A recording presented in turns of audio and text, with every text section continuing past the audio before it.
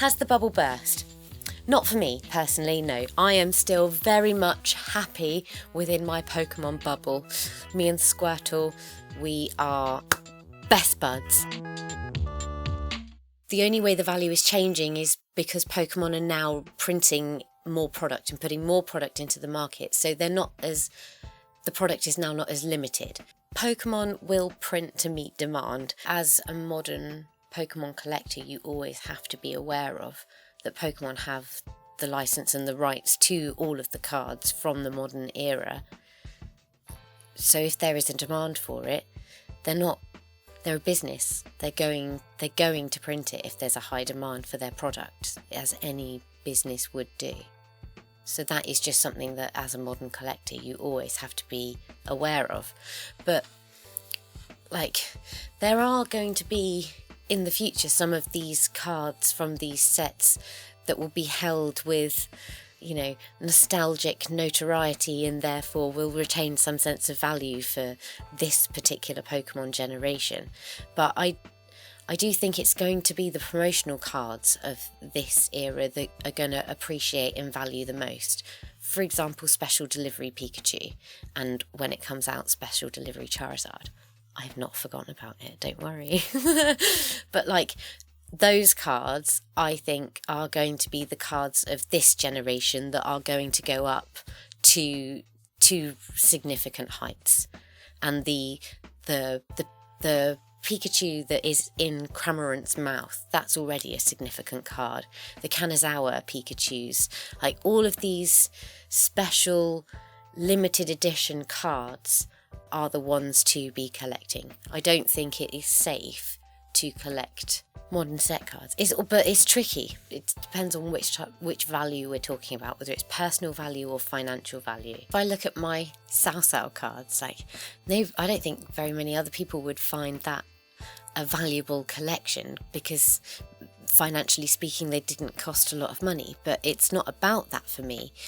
I find them valuable on a whole different level because of how they make me feel and how I love the artwork and where I get transported to when I look at all of her drawings. So for me, I get value in a different way. The definitive factor in financial appreciation and rise in value is rarity. Limited print run cards that usually are promotional cards that come within an exclusive set, or that you get given free with purchases from the Pokemon Center. Look at the most expensive cards in the hobby. The most expensive cards were cards that were free. The illustrator card was given to the winners of the illustrating competition. The medal trophy cards were given to winners of that particular tournament. The free cards are the most expensive cards.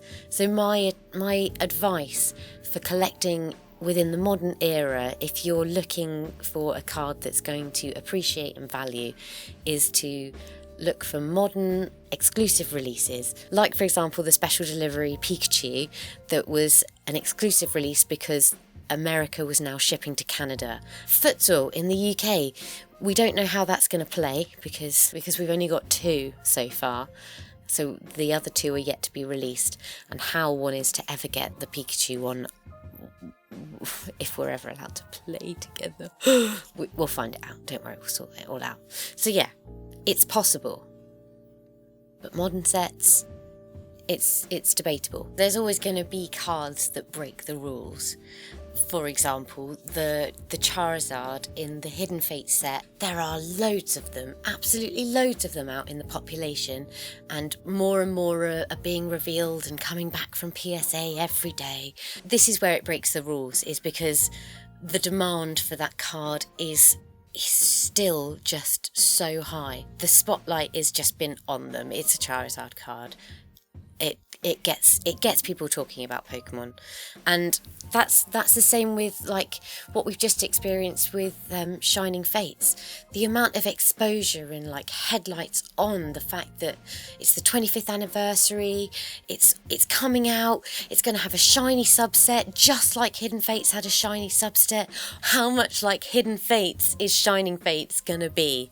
And it was really exciting. Hype and speculation is always really exciting. When supply is low and demand is high, you get the skyrocketing prices that we've seen. Take shiny Charizard, so it was like £700 right, £750 right when it was first released because there was a limited supply and everybody wanted it. But now we've had Shiny Fates for a little while, more cards have been found. The price is kind of levelled off now. Is there too much supply now? That's a good question. I would say no. Take for example the Hidden Fates Charizard. There are thousands of those Charizards out in the population, but people still want them. The demand is still there. People are still trying to get hold of that Charizard.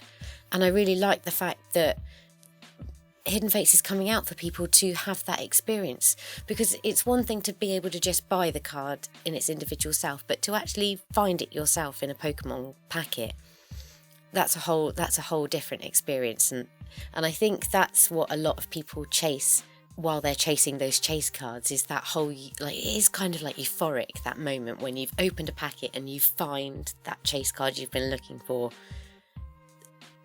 I don't quite know what to liken the experience to. So I do like the fact that I haven't got a Hidden Fates Charizard. I've not really been on the hunt for it, but I have got the option to go for it. My bubble hasn't burst. The Pokemon market ebbs and flows. It goes to great peaks and it goes to a few troughs as well, but it in the end levels out, and ultimately people only pay the prices that they are willing and happy to pay. And as long as that is the way, which it is, it's always going to go up and down. New sets are always going to have a little bit of a spotlight on them when everybody wants to have them, and we're all so impatient that we have to have them straight away. But I think maybe we just need to learn to be a little bit more patient and just wait. Things like COVID and everybody being stuck at home has put real spotlight on all of our nostalgic things and things to do at home, basically. Some people will move on now that the summer's on its way and the weather's improving. People will be getting out and about and getting back onto things that they weren't previously allowed to do due to lockdown and whatever. Some people will stay, but some people will be like, that was really great. I had a really nice time. That really helped me through that period. Thank you so much, Pokemon community. You're ace. And then they carry on with their lives. But they'll always have that little, like, in their heart. The security of Pokemon is that it's massive, that it's got lots of different areas. It's got the computer games, it's got all of the accessories, it's got the TV show, it's got the comics, it's got the cards. And, like, the cards, you know, they're a small part of the franchise, and there is no fear of Pokemon slowing down or stopping. It's just going to keep rolling and evolving and coming out and churning and all of the stuff, because it's working. It's a good, solid thing. I don't know what I'm saying, so I'm repeating myself very forcefully. PokemonBreak.com.